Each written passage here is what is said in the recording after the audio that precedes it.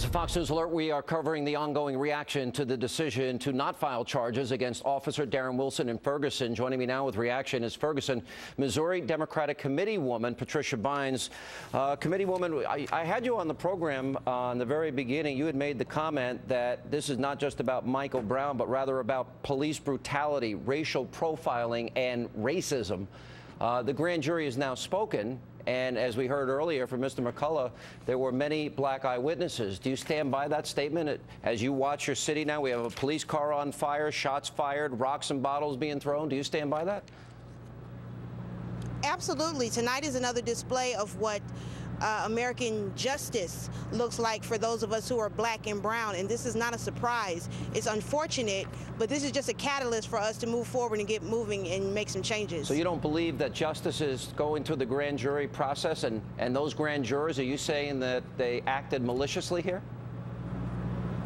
No, I didn't say anything about acting maliciously. What are you hearing? Well, what I'm saying is that we had a grand jury process that seems to be a whole lot different from other processes. They were throwing a whole lot of information, not giving much guidance in giving charges.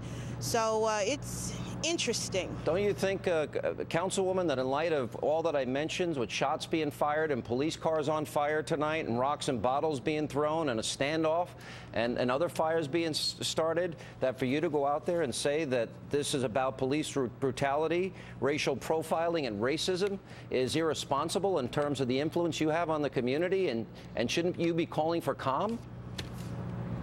Well, first of all, Sean, I'm a committee woman. I've been calling for calm, so clearly you haven't been paying attention. But when you say that, people interpret that as saying an injustice occurred. If I wasn't interviewing with you, I would be out there doing that. But I'm on your show right now, and I've been calling for calm and peace for quite a very long time. So what else are you going to try to throw my way? But when I got to let you go, but when your words of racial profiling and racism and police brutality, I got to move on, but thank you. I would think that could be interpreted by the crowd as something very different, that a great injustice occurred here. We go back to the ground in Ferguson.